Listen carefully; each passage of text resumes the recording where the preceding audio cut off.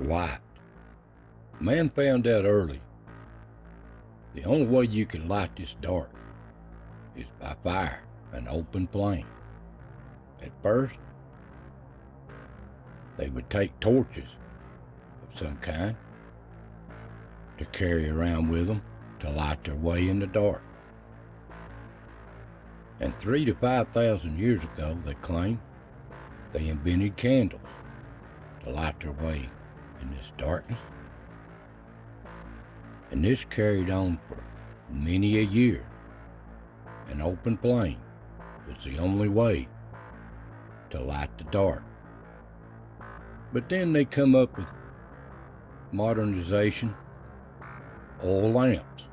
At first it was whale oil, coal oil, kerosene, and things just improved. But it was still an open flame. And you could see that they still had to really turn the flame up to get some good light or have a lot of lamps. This has always been a problem with an open flame, but here was always the worst problem. So many hazards, so many places have burnt down from this, from either an open flame or a lamp. But then, electricity. Things were on the way now. Things were improving.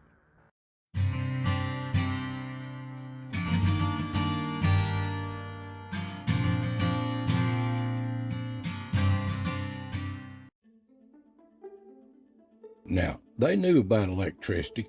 Even Benjamin Franklin, in the early years, had experimented with it, but they didn't know what to do with it. So they always knowed about it. But until the late 1800s, when the Industrial Revolution started coming in, some of the great inventors experimented with it, like Thomas Edison here. He come up with the light bulb. That was a revolutionary idea, where you could light the dark with electricity. And before you know it, in a few years, the big cities, they had all kinds of lighting around the cities to light the dark, street lights and stuff. Where Edison had invented the light bulb, but it was DC power, direct current. The only problem with it is it couldn't travel long distances. So they had generators in all these cities to run this DC power for their lighting. So that became a problem over time. They couldn't run long distances. Well, then came in Nikola Tesla. He invented AC power, alternating current. Now, alternating current will go long distances when you got high voltages, and then you step it down as you use it. That solved that problem. But these are the two great inventors of the 20th century coming in, Industrial Revolution, and they had so many patents, and they had so much technology that's yet to still be harnessed, especially Tesla. They're still working on his ideals today.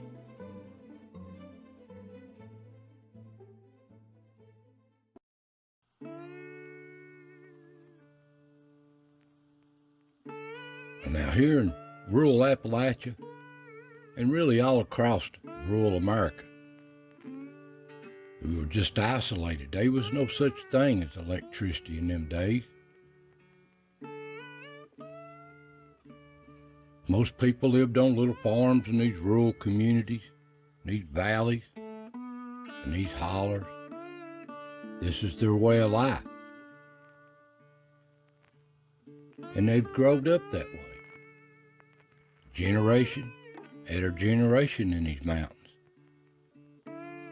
So they just worked their land, raised families.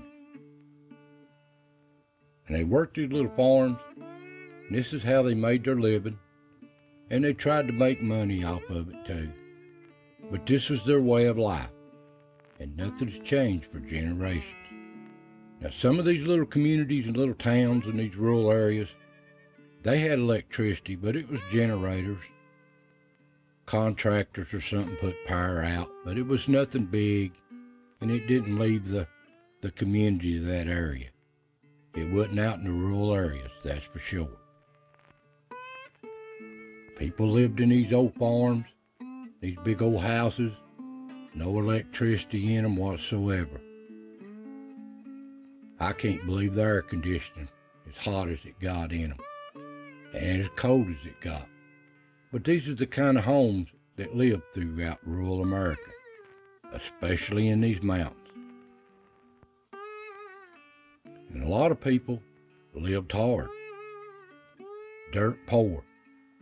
They just scratched a living out in this land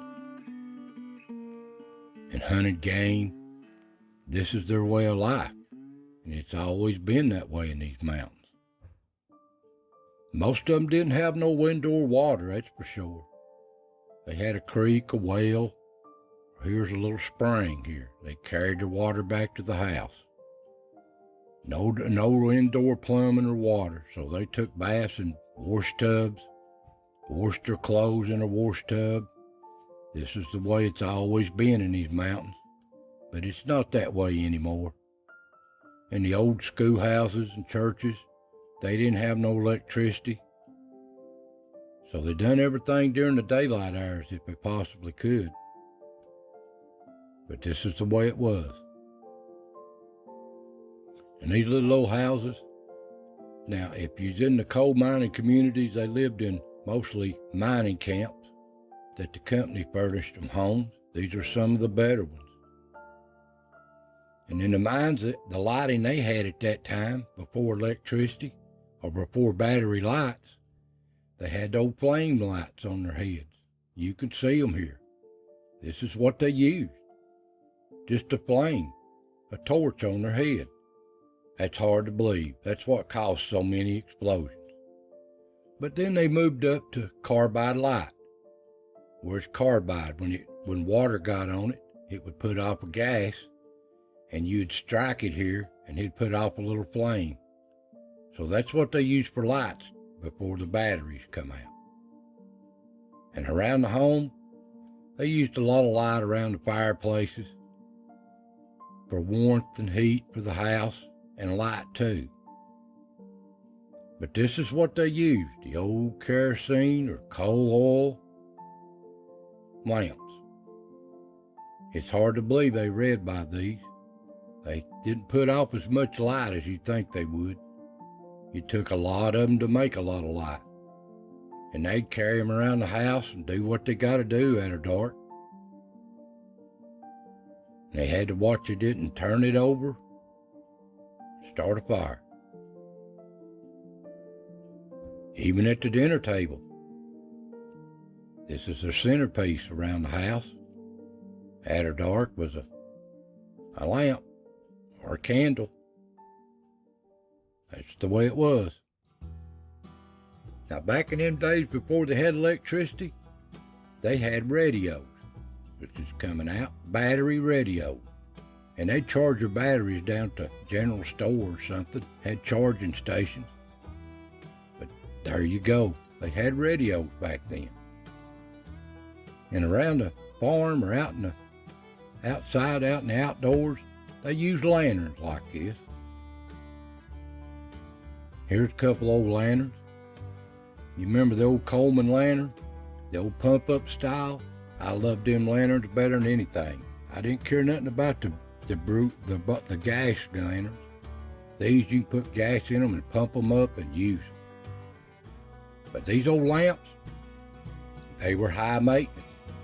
So you had to gather them up and clean them every once in a while. They put off so much soot around the house. They were nasty. And the boys had to do this a lot of times for chores. And here's a breakdown of a lamp. What it consists of. It's nothing complicated. And there's all kinds of different styles of lamps. Here's just a couple. Most are just around the house now for decorative. But when electricity's out, they do come in handy, I'll tell you. Now this Tennessee Valley, North Carolina, Tennessee, Virginia, parts of Kentucky, West Virginia, Alabama, Mississippi. It was bad for flooding. It wasn't a matter if it was going to flood, it's just a matter of when. And it flooded a lot. It was devastating. Now, during the Depression, Franklin Roosevelt became president, and he was going to solve all these problems if he could and create jobs fixing the problems on the infrastructure of the country. So he created a department, the New Deal, and it was the CCC, Citizens Conservation Corps, and they would go around doing work, creating jobs for the young men to help in the infrastructure in the country. And he also started another thing, TVA. What's TVA? Tennessee Valley Authority. And as in all here in the South, Southeast, creating dams.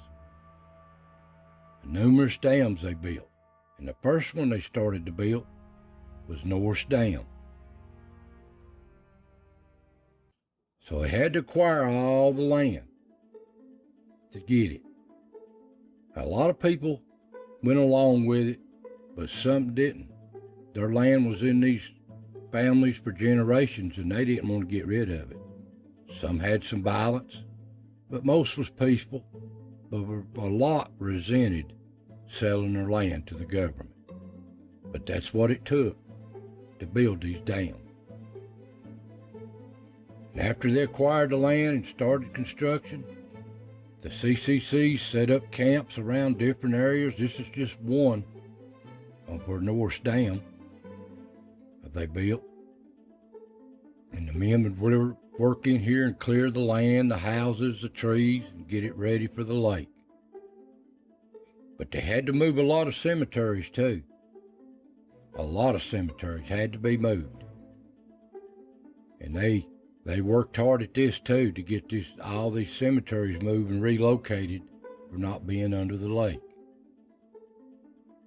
And here's one of my great-grandmother, Cherokee Indian, was buried under the lake until they moved it before the lake filled up. But I was told, and I've seen reports, that there's thousands of people still under this lake. That's sad to think, but nobody complained. They didn't remove them. But anyway, they started building this dam in 1933, Norris Dam, and they completed it in just 3 years, 1936.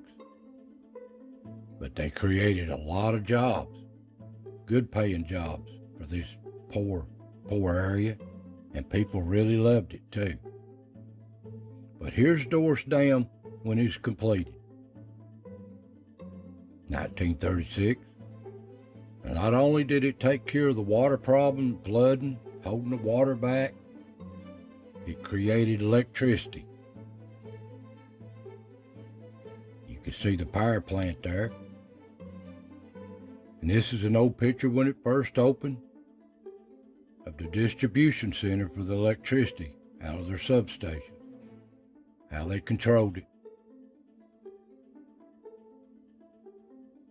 And they was able to put high voltage down these rural areas, across these valleys and rural areas of Tennessee and all these other states that's under TVA control. And this brought a lot of prosperity to the country. And they worked everywhere around these rural areas, bringing these power in, stepping it out the high voltage down to the lower voltages, bringing it to homes and businesses. And a lot of people were eager for it too. Here's a old picture of it. Here's some of the old insulators. I'd found one or two. They make so many different styles. This is just a style that I'd found while metal detecting. And the old bulbs, they changed the world. They lit up the dark. And it helped these companies, power, plants, jobs. It's just so much it had helped. But we went from candles to incandescent bulbs to fluorescent, and we're even up to LED. And they keep improving as technology grows and new ideals become reality. So I hope you enjoy these little videos of our history of these mountains and our rural areas. So I want to thank you for watching. God bless, take care, and I'll see you next time.